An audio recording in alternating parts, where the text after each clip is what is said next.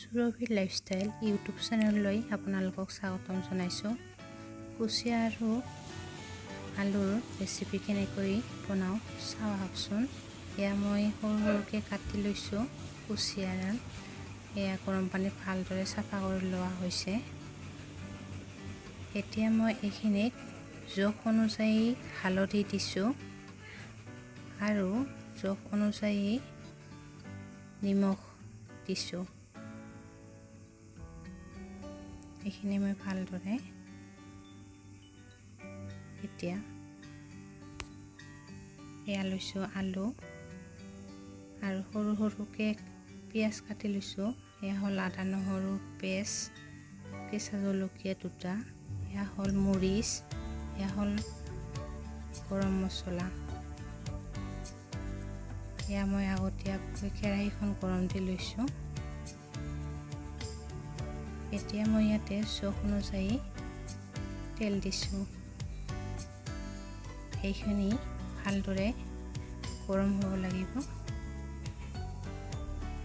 এয়া মোৰ তেল গৰম হৈ গৈছে। এতিয়া মই ইয়াতে মাছখিনি ভালদৰে ভাজি লওঁ।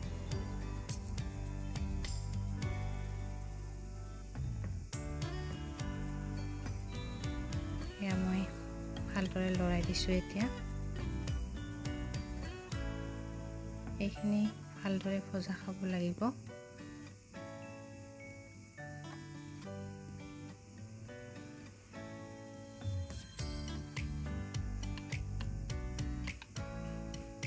এয়া মোৰ মাছখিনি ভজা হৈছে। এতিয়া মই এইখিনি প্লেট এখনত নুমাই ল'ম।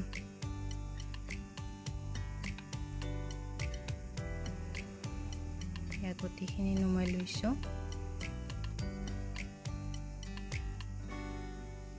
ইয়াতে ৰৈ যোৱা তেলখিনিতে মই পিঁয়াজখিনি দি দিছোঁ। এতিয়া মই এইখিনি ভালদৰে ভাজি ল'ম ৰঙচুৱা হোৱালৈকে।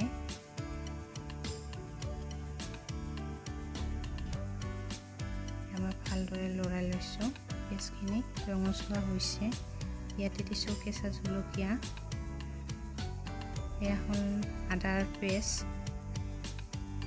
এয়া হ'ল নহৰুৰ পেষ্ট, অকণমান জিৰা গুড়ি। এতিয়া মই এইখিনি ভালদৰে লৰাই দিছোঁ। এইখিনি ভালদৰে ভজা খাব লাগিব।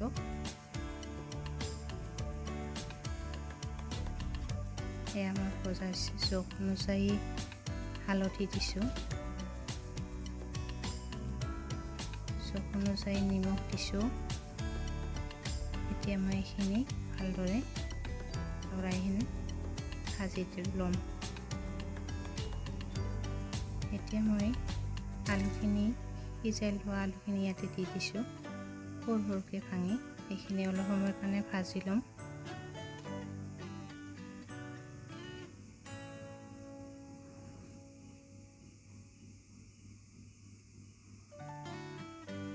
এয়া মোৰ ভজা হৈ গৈছে। এতিয়া মই ইয়াতে গৰম পানী দি দিছোঁ।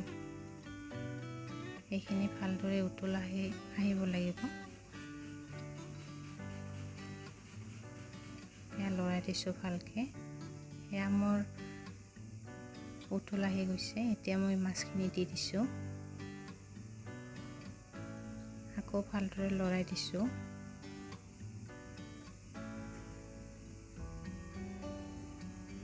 ইয়াতে মই গৰম মছলা আৰু মৰিচখিনি পিচি লৈছিলোঁ। এতিয়া মই ইয়াতে ঢালি দিছোঁ। এতিয়া মই আকৌ ভালদৰে এইখিনি লৰাই দিছোঁ। এয়া মোৰ কুচিয়া মাছৰ জোল ৰেডি হৈ গ'ল। যদি ভিডিঅ'টো চাই ভাল পালে তেতিয়াহ'লে লাইক, শ্বেয়াৰ আৰু ছাবস্ক্ৰাইব কৰি দিব। লগতে কমেণ্ট কৰিবলৈ নাপাহৰিব। ধন্যবাদ।